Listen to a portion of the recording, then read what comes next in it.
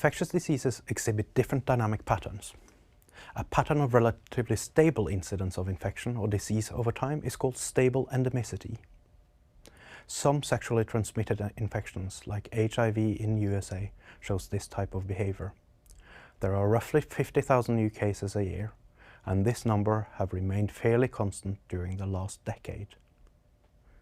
Many waterborne and respiratory infections exhibit seasonal endemicity because transmission rates vary with environmental conditions.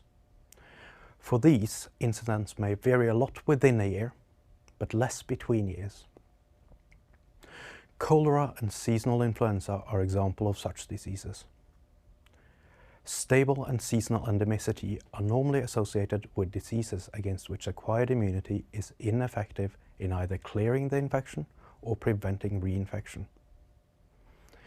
Immunizing infection with relatively short infectious periods, in contrast, often exhibit epidemic cycles with recurrent outbreaks spaced out by predictable inter-epidemic periods.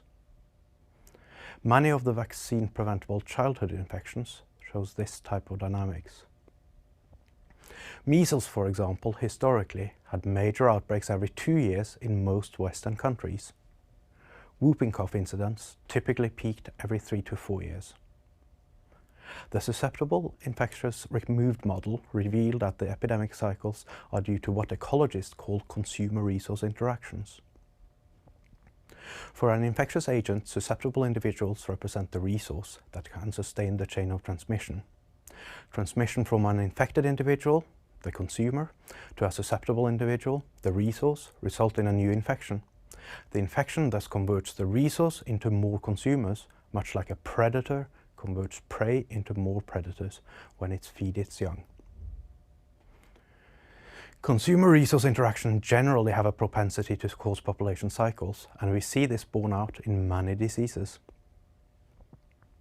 Key characteristics resulting in population cycles are high transmissibility, short infectious period, and transmission-blocking immunity upon recovery.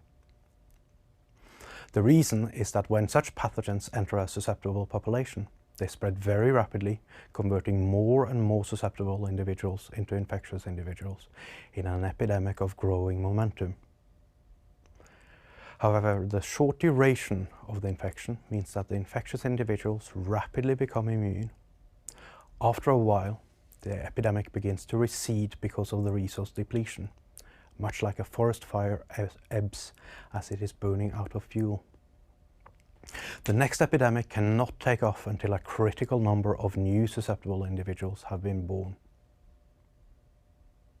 The intra-epidemic period, which is often very predictable in large cities, is determined by the birth rate of the host and the transmission rate of the pathogen. Increasing either of these characteristics leads to faster cycles. For measles, we saw a manifestation of this in many European countries after the Second World War. During the baby boom, birth rates increased by as much as 30%.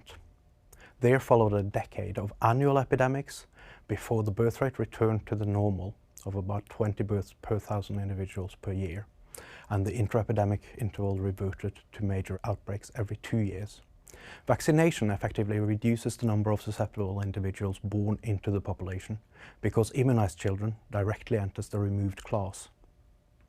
Mass vaccination, therefore, often increases the inter-epidemic period. Measles, for example, used to cause annual outbreaks in Kenya before the implementation of routine and supplemental vaccine activities. During the last decade, measles is largely absent, but have caused major outbreaks every 5 years or so. Theoretical models have shown that some level of seasonality in transmission rates are necessary to sustain population cycles indefinitely. The epidemic cycles of childhood infections are generally sustained by the seasonality in contact rates caused by aggregation of children during the school term. Historical records from Britain shows that measles transmission was about 3 times faster during term time than holiday time. Predictable population cycles occurred for at least 2 centuries and probably for as long as cities have been around, ending only when vaccination became so prevalent that the susceptible pool very nearly dried out.